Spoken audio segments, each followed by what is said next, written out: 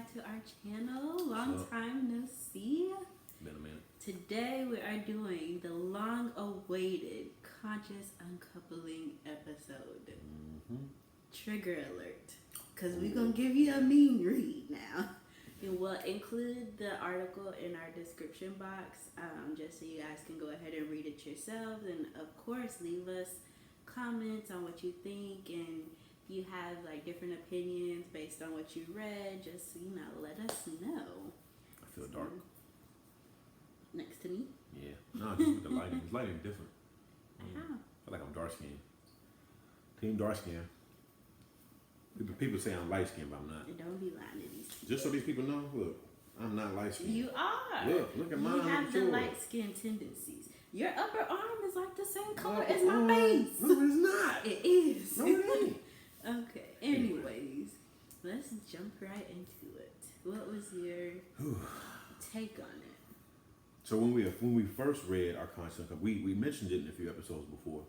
But when we first read it, I'm not gonna lie, it hit me. It hit me hard. Because it's like, okay, now I see something, what I do.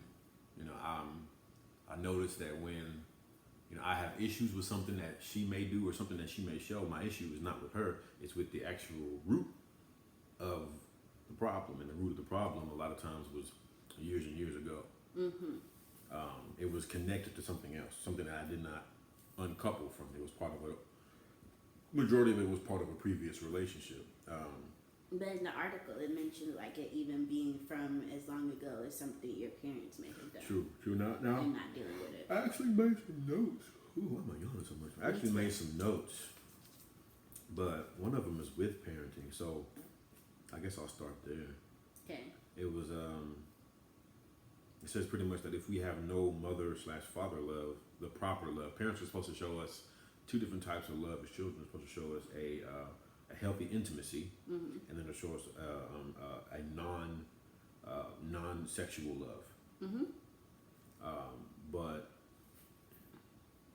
it's like whatever we don't get from our parents as who are technically our first loves. Yes. We don't get it from them. Once we do finally get that in a relationship type form, we latch onto it. Yeah. So for the people who haven't grown up with a father, or who haven't grown up with a mother, or haven't had, if you had parents but they really weren't there or something like that, you get with somebody and you fall in love with this person, but then it's like the traits that they show that answer some of the desires you have in your life, those could be completely wrong, but we will attach to that because it's like that's all we've seen. We haven't got it from our parents. We haven't got it from former girlfriends, boyfriends, things of that nature. And that's called positive projection. And that's usually like within the honeymoon phase where you're like, oh, they're perfect, they can't do anything wrong, and everything's fine.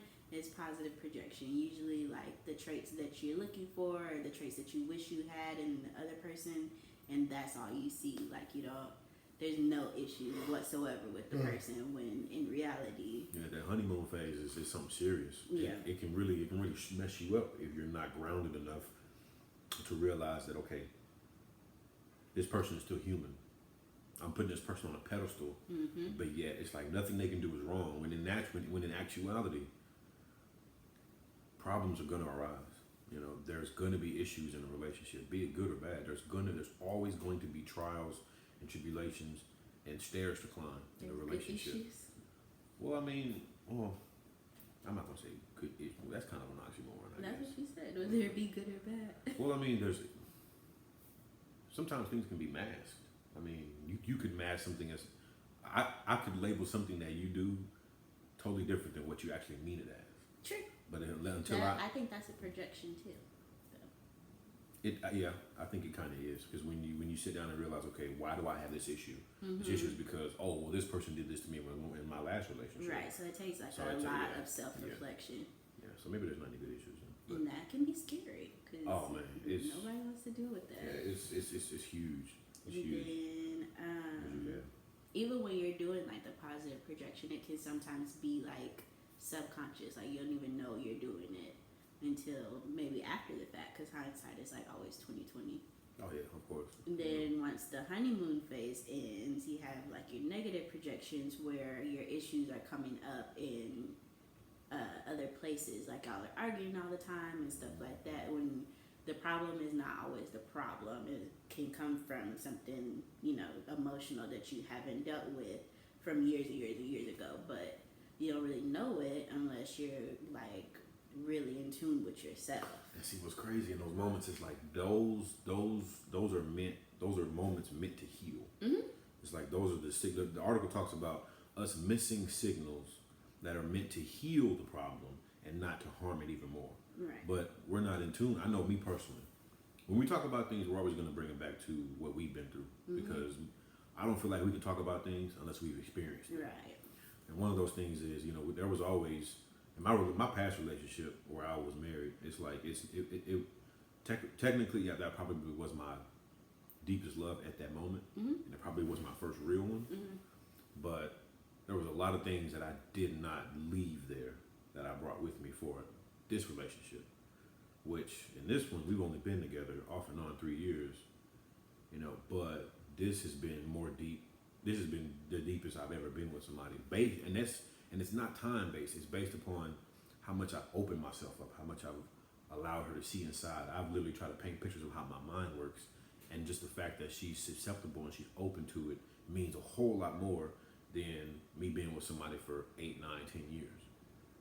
I think it's the environment too, because you feel okay doing it's huge. that. Yeah, creating the environment, I feel like is so important next to communication. Yeah. Because you have to create the environment for communication too, though. Well, yeah. Because if you don't feel comfortable doing it, then it's never going to happen. That's right. Well, maybe creating an environment is actually one of the most important things in a relationship. Then. Yeah. Because if you don't have the environment, you can have communication. Because you won't have communication that is conducive and that is rooted in comprehension. Because then you'll just be like, okay, we just talking just to talk. Yeah, and I think that also comes with how we are raised. Because for me, it's like I was like, my parents weren't one to sit down and have a conversation with me about how things are and how they're going to be going forward. It's this way, and don't ask no questions about it, and that's just it. Yeah. So I think that's something that I probably brought into the relationship too, because I didn't deal with it. You know, matter of fact, one of the specifics, you know, I get very passionate at times. Where if I'm, you know, if it's football, if it's my kids, if it's my writings, if it's poetry, whatever it is, I can be passionate about it, but I'm not yelling. And one of the issues that she had that I never really understood until probably about a month or two ago, where she was actually able to articulate the fact that, look, I don't like it when we get into an issue and I feel like you're yelling at me. And I'm like, well, dang, I'm not yelling, I'm just passionate. And in those moments, I don't really know how to shut that down. Because in previous relationships, I felt like I had to yell to be heard. Not necessarily yell to be heard, but it's like I always had to pick myself up. And I always had to make sure that I was heard because she was a yeller. You know, even though there's literally, I can count on one hand the times that you raise your voice. I don't like to. You know, outside of being, you know, I was joking or whatnot, but yeah, I don't. But yeah, it's a rarity, and it's the same for me. But at the same time, it's like something that I didn't see that way. She was able to help me see that, to see that my behavior wasn't actually conducive in the moment where I thought it was. It was really damaging, because then she doesn't want to talk. She shuts down, and it's like, okay, I feel like you're yelling at me. I don't want to be yelled at. And now, that's just one instance where I had taken something that I thought was conducive to our relationship, where I had in the past, where it actually really wasn't. So it's now I have to make a conscious effort to just keep my voice as monotone and as monotonous as possible. Yeah, because I think if we're having that issue, I do better when it's like a lighthearted conversation. Yeah, and that's another thing. Like, we've been able to really pinpoint some of these issues. Not necessarily joking, but not super serious. Like, I still want to know what went wrong and where we could have done something different, but it doesn't have to be like a super serious conversation about it. I feel like we have our greatest moments of comprehension and understanding when we're doing something else. So it's like when we're driving in the car, when we're laying down in the bed, because it's like it gets us off of our, kind of gets you out of your zone to where you're able to be, what's the word I'm looking for? Like on guard. Like it takes your guard down. Yeah, for me to even express to you like the reason why I don't like when you yell or I feel like you're raising your voice at me is it was me kind of setting aside my shield and letting you in more. Yeah, definitely. And once I finally, because we actually had the conversation that evening, I was like, damn. After the fact, I was like, I never knew that was a reason why you didn't like being yelled at, or I never knew the reasoning behind it. Mm-hmm. Now that you told me that, for me to care for her as much as I do, it's like, okay, I have to change this in order to make us better. Mm-hmm. The one thing I hate when people say, "Oh, I'm not changing myself for this relationship." And no one's asking you to in a bad way, but if it can benefit yourself or it can benefit the relationship, then I don't see why you wouldn't. I really if you're feel serious like about the relationship. people who don't change over time, it's that. It's kind of a toxicity thing. Yeah. Because if you continuously the same, no matter what relationship you go in, and all your relationships fail. Because it's like no one's perfect. So True. if you're saying you're not going to change it, to me that says you feel like you're perfect. Yes, it means like there's nothing that you can do to make me better, or that may help me compromise. Mm-hmm. And I'm bringing what I bring, and you have to deal with it. Yeah. That's not healthy. I feel like that's selfish. That is extremely selfish, and selfish is a toxic behavior. Yeah.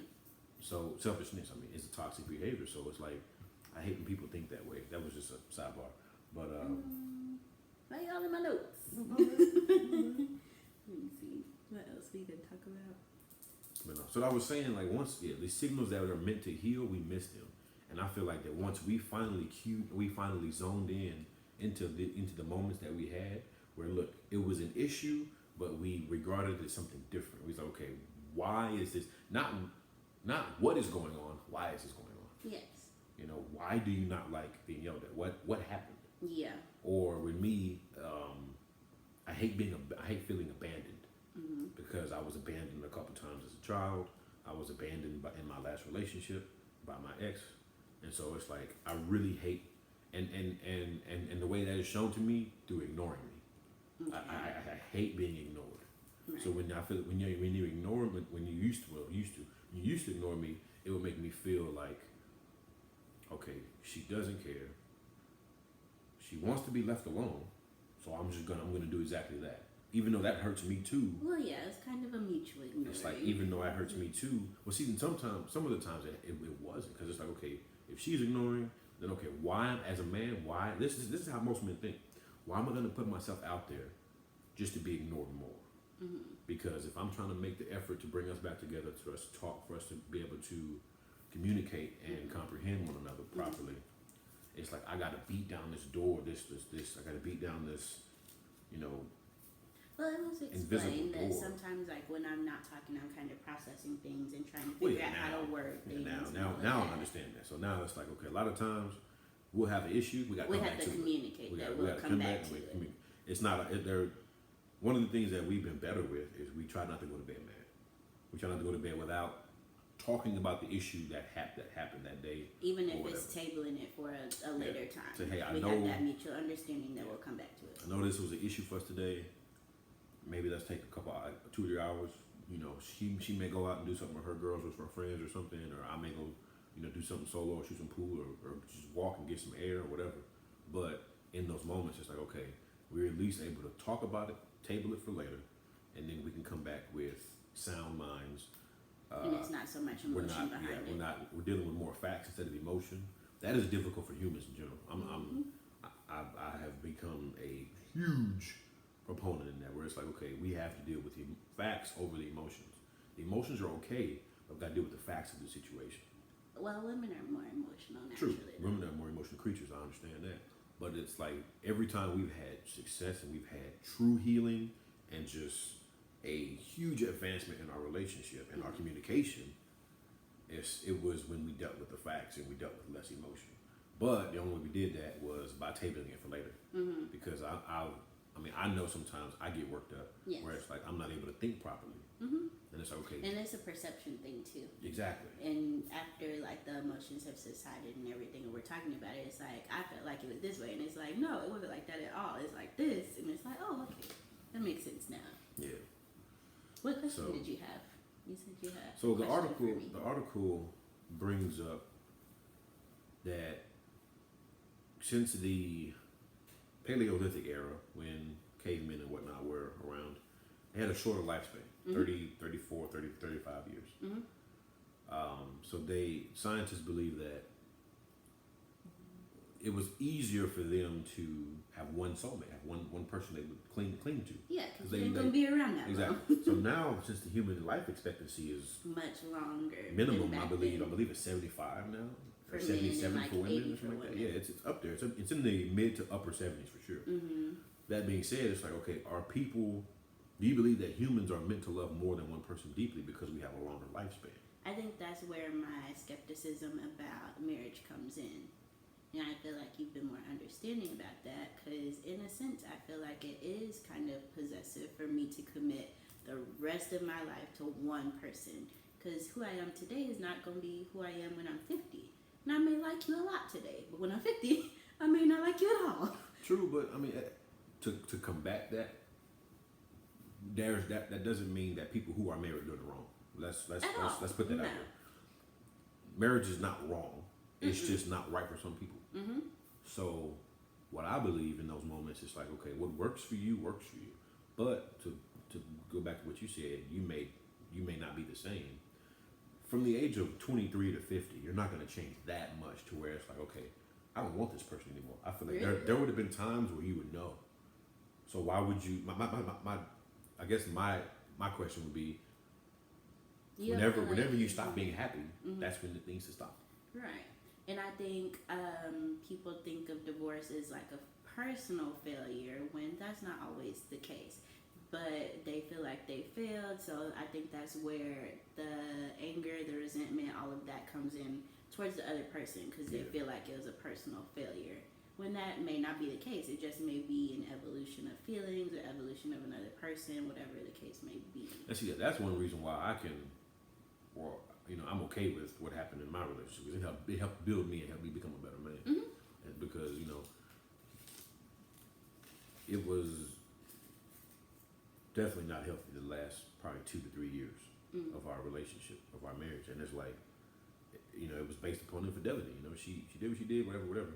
But moving forward, it was like what was necessary. But we were already declining from before, and it's like I'm not as mad. Have you been able to pinpoint why though before that even happened? Can I go back and pinpoint that? Yeah, it was because she had a change. She changed. Okay. She started focusing on herself more. There's nothing wrong with that, but it was more. You can't do that in a marriage. It was more. No, you can. I'm not saying don't focus on yourself at all, but you can't be the center anymore. It became a selfish type of like. And I understand we had kids when we were younger. I understand that. It was a hurdle. So she didn't get that. It was kind of a hurdle. Because she had kids before I met her, so it was definitely a hurdle, and I don't blame her for it now. It's like, okay, you did what you did.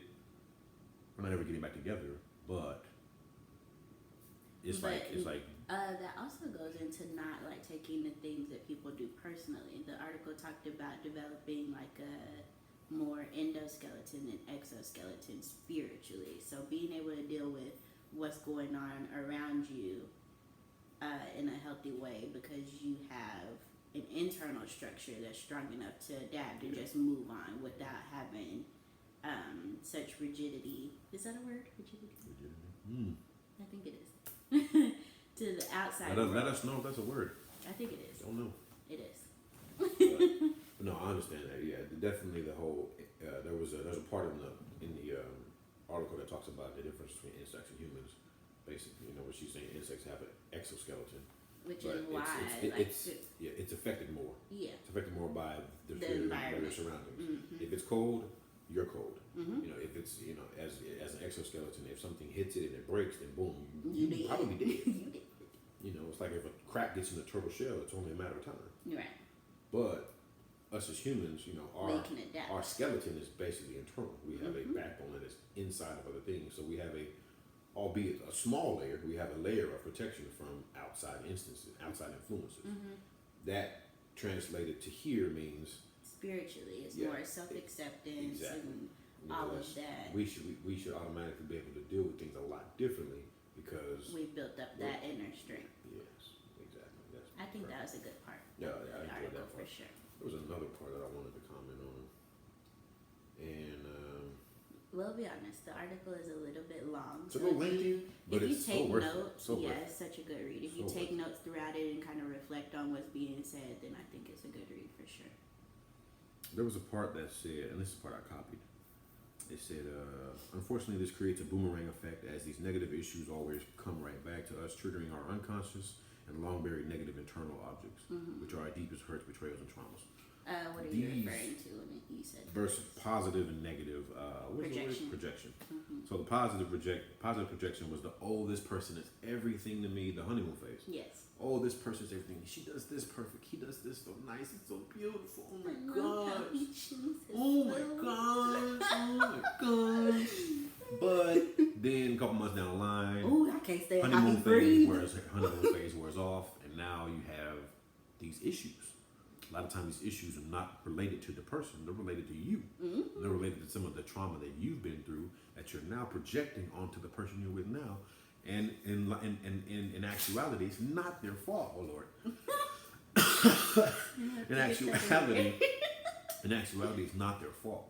It's just things that you haven't technically gotten through. You haven't grown through these. They're literally been swept under the rug, and now it's all coming out. It's all coming out.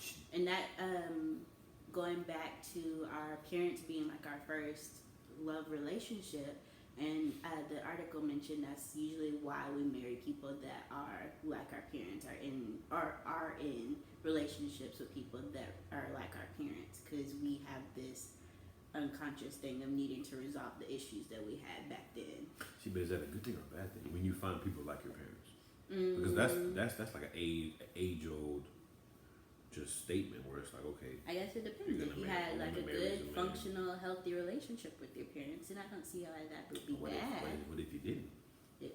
What if your dad wasn't there, but then you technically marry a man like your dad? How would you? You know what I'm saying? You know what I'm saying? Like, or your dad he'd been beat on you as a kid or something. What happens when those? That happens all the time. That's sad. It is. They think if he don't hit me, he don't love me. Or she. Wow. So one thing I know that helps me, I like to bring practicality.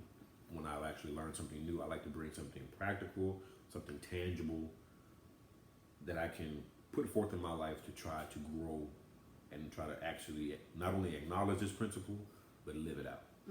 One way for us to do that with conscious uncoupling is when you have these issues with your partner. It's the issue against y'all two, not you are not enemies. You're not enemies. You're not against one another. You are against whatever is breaking y'all apart. Y'all so when you view things that way, I feel like it's a lot easier for you to be able to communicate that way. Instead of saying, "Well, what's wrong with you?" Well, no. Why does this plague you? Why does this bother you? What are some of the things in your past that helped make this such a huge issue today? You got to be able to. A lot of times people don't realize, and I don't realize that sometimes too. It's not what you say; it's how you say it. But that goes back to the environment, because if I don't feel okay saying why this bothers me or why this hurts me, then I won't, and it'll continue to be an issue. But then it's like that shield we put up is kind of like imprisoning ourselves, because we're not open to growing, becoming better. Well, if it's a prison, me as your partner, how can I help break those walls down? It's the environment. So be patient. A lot of times the environment is affected by one individual. Well, it shouldn't be. It shouldn't be, but that's sometimes the status quo. That's sometimes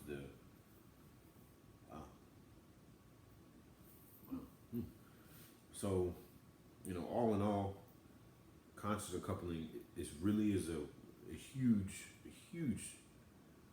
imperative thing that most relationships need to understand, that most couples need to grasp. And I really hope y'all do read it. It's something that has greatly impacted us. Yeah. I think this has probably been the best point of our relationship thus far, and it's only getting better. The last 6 to 7 months have become just so much better once we finally were able to break things down, say this is this, that is that, and we're not connecting things to our present. We're actually leaving our past things and our from our past to the present. Especially with relationships, especially with parent-child relationships when we were kids. You know, and there's nothing against our parents. I You know. know, they did the best they could with what they knew. What they knew. But a lot of times they grew up in a. Right. It just wasn't. A lot of things just weren't. It's conducive. not as open minded as things are now. You know, because I know my parents. My parents grew up in the 70s and 80s. Right.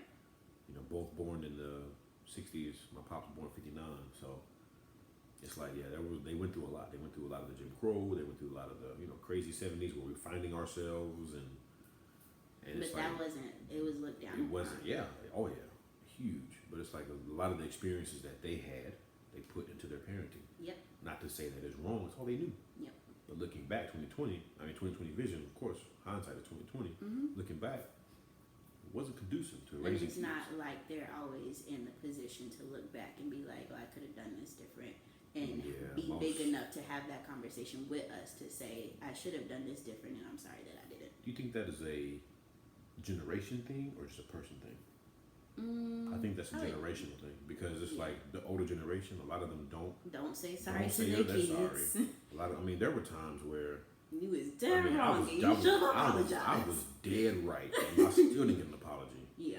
And I'm like, this is not how But you I spell think that that's word. what makes it difficult for people to apologize once they get older because they didn't receive it. Exactly. And I can see that in my parents' life. I can see where times they were just like, okay, whatever, or I can see, but then they did that to us as kids. And I can probably pinpoint times where I did that to my kids, but then I'm a very open person. I'm very in tune with my emotions. Sometimes you're okay with being wrong. Yeah, it's like, okay. Because I tell my kids all the time, call me out if I'm wrong. If I say something and I do something totally different, call me out. Right. Daddy, you said you do this and now you're doing this. Dang. You right. Hey, you right. I apologize. I have no problem telling my kids I apologize. There's times where I messed up. There's times where I have, punished them out of anger instead of looking back and be okay, this was emotions versus facts. I mean, but then at the end of the day, it's like we're human. We're meant to err. We are going to make errors, but especially when it comes to relationships, we have to have the wherewithal in that relationship to know this person is not perfect. They are going to mess up, and when they do, I want the same forgiveness that I would want if I messed up. I want the same forgiveness. I want the same just patience that I'm going to give you that because I know that I deserve the same. Yes. Oh, huge. Patience, grace can be. Oh man, when I tell you, that's huge. That's huge because I know I have been not forthcoming with that when sometimes she deserves it, or she deserves it all the time because she's human. But I know I haven't been forthcoming with that at times where it's like, boom, you just hold on to something because it hurts so bad, and it's like you just can't get over this issue, but this is what's plaguing you all. But then you have to look inward and say, why can't I get over this issue and what's causing me to not be able to get over this issue? A lot of times you'll notice it's deeply rooted in something else. And that's where constant uncoupling comes in. Yes, you were in love. Yes, you had good memories. But you also had bad. Right. And the bad that You're was probably there, carrying them now. you gotta leave it. Yeah. You gotta leave it where it lies. Yeah. So. Is that everything? I feel like it was. I think I got all my notes together. Yeah. All right. Constant uncoupling, guys. Read about it, acknowledge it, comprehend it, and apply it. Like we said, we'll put the link of the article in the description box so that you guys can read it. And please leave us some comments for like some discussion points or some. What do y'all want to hear about? Say something. Comment. We got a wealth of knowledge between us. We go through stuff. We like to share it. The whole point of doing this is you never know what somebody else is going through. You never know if there's a couple out there going through the exact same problems you're going through, and they're scared to answer. They're scared to ask questions. Yeah. It'd blow your mind if y'all knew how much people go to YouTube to figure out problems. Yeah. From brakes on a car to breaking a bone in real life, they go to YouTube for everything. YouTube to fix a bone? You'd be surprised. You got no insurance. You got no insurance. You find some crafty ways to fix some stuff. Baby, get that glue and that duct tape and come on over here. DIY, you broke your bone. Have a whole splint made out of toothpicks and popsicle sticks, but yeah. That sounds uncomfortable. But no, I mean, that's why we do this. We're not doing this to get famous. We're not doing this to make money because we're not. we're not doing this, and you know, it's just something that we love to do, something that we love helping people. You know, because there were times when we went through things and we were alone. We had to learn on our own. We had to OJT, on the job training. And I know I can talk sometimes, so y'all better give us something to talk about. But we got a few topics coming that maybe might that might spark some interest in you guys, and might want to like, subscribe, share. If something helps, if you watch one of our videos and it helps, show a friend. Share it. Show a friend. Because like I said, you never know what somebody else is going through. Right. There have been times I know you can pinpoint in your life where somebody said something, you was like, dang, I did not know about it. I did not see it that way. You could have been told this thing 16 times before. But that 17th time said in that exact way by those people, you was like, dang, I did not realize. That's happened to me. So, Yeah. But, yeah, so. That's the end of our video. This one was kind of long too, but I think it was pretty informative. We stayed on top of it really well. Yeah, we tried. I think it went well. Yeah. We dropped some gems, as you like to say. So, babe. Alright guys, we'll see y'all in our next video. Until then, stay wavy. That's our thing, stay wavy. That's our thing. Bye y'all.